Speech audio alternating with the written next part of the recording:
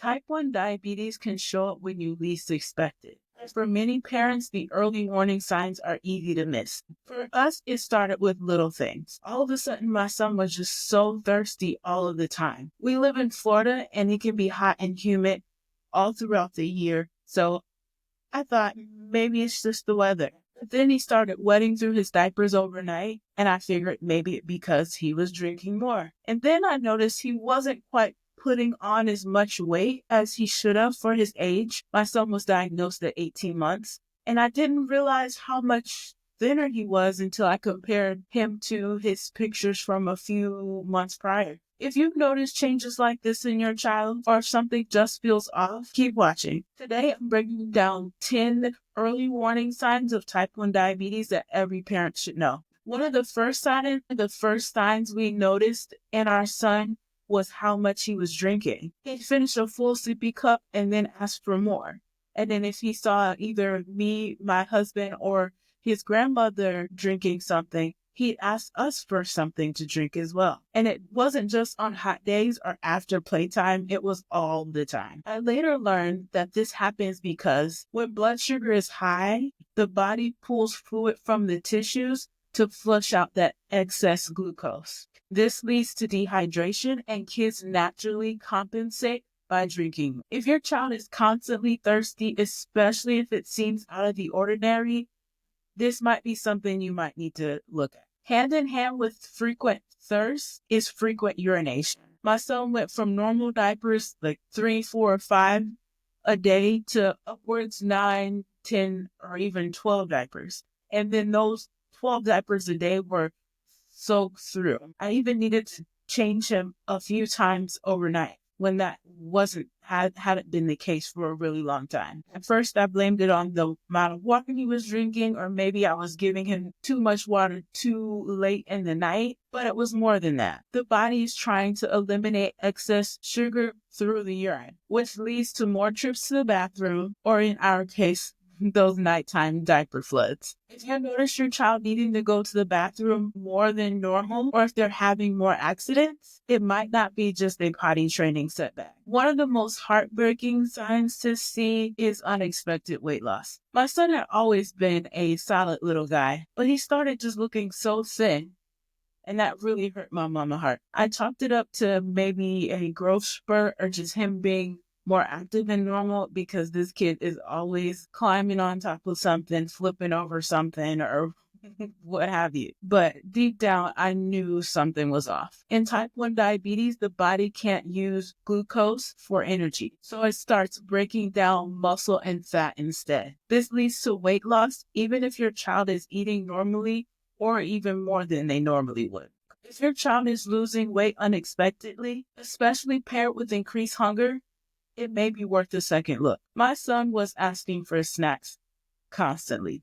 Now, he's always been a good eater, but this just was weird. Again, I thought maybe this is just the growth spurt. But he'd eat a full meal and then ask for more. He'd ask for my food, his dad's food, or even his grandmother's food. And I'm like, kid, where are you putting all of this food? With T1D, the body isn't getting the energy it needs from food. So kids often feel hungry even when they're eating enough. It's like their little bodies are stuck in a state of starvation. If your child's appetite seems bottomless, but they're not gaining weight, or worse, they're losing weight, it could be a sign. I also noticed that my son seemed a little bit more tired than usual. His naps were longer, and he asked to be carried when he would typically be the one to want to run all over the place. High blood sugars make it difficult for the body to convert food into energy, leading to constant fatigue. For a toddler or young child, this may look like needing extra naps or just not having the same pep in their step like usual. If your child is more tired than usual and you can't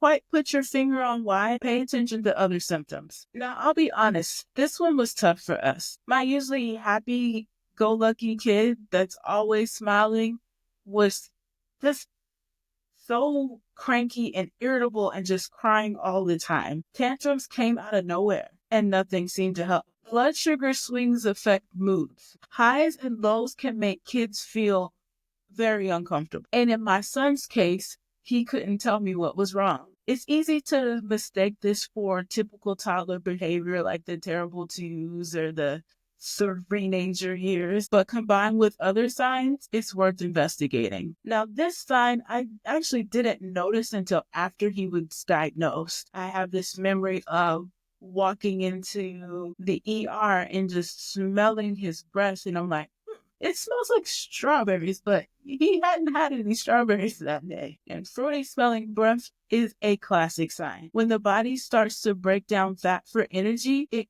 produces ketones, which makes the breath smell sweet or fruity. This is a sign of diabetic ketoacidosis or DK, a serious condition that needs immediate medical attention. If you ever notice this, especially combined with nausea and vomiting, seek help ASAP. Not 100% sure if my son had this symptom, but thinking back, he may have, but it's definitely an important one to mention.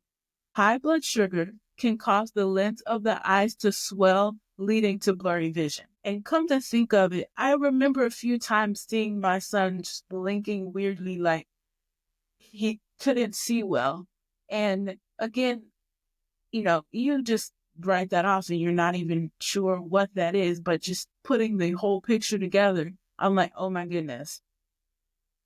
My poor child. Older kids might tell you that things look fuzzy or blurry, but younger ones might seem more clumsier because they can't see, or they may squint more often. It's another subtle sign that may be easy to overlook. The next sign that I noticed was my son had very, very dry and itchy skin. It got so bad that he was scratching that it created a sore that I had a terrible time trying to heal. As a matter of fact, it actually didn't heal until after his diagnosis, and we were regularly giving him his insulin to control his blood sugars. At the time, I just thought it was dry skin, or maybe he was developing a case of eczema. But now I know it's another sign of having a high blood sugar. When the blood sugar is high, this can lead to dehydration and therefore dry skin, which can make kids more prone to infection if the skin is broken. If your child is scratching a lot or has lots of dry patches on the skin that won't go away,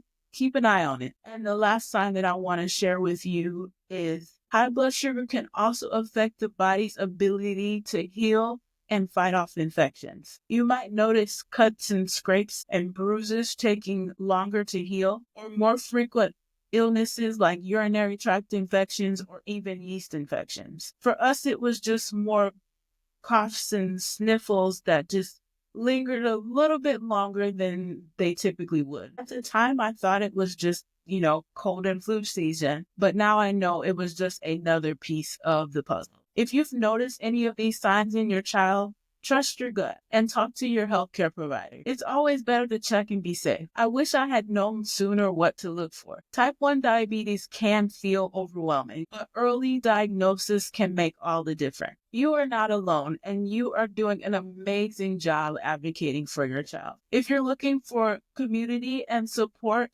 in this type 1 diabetes journey, please comment below. I would love to connect with you. And if you found this video helpful, check out my other videos for more T1D tips and helpful strategies. I hope to see you again in the next video.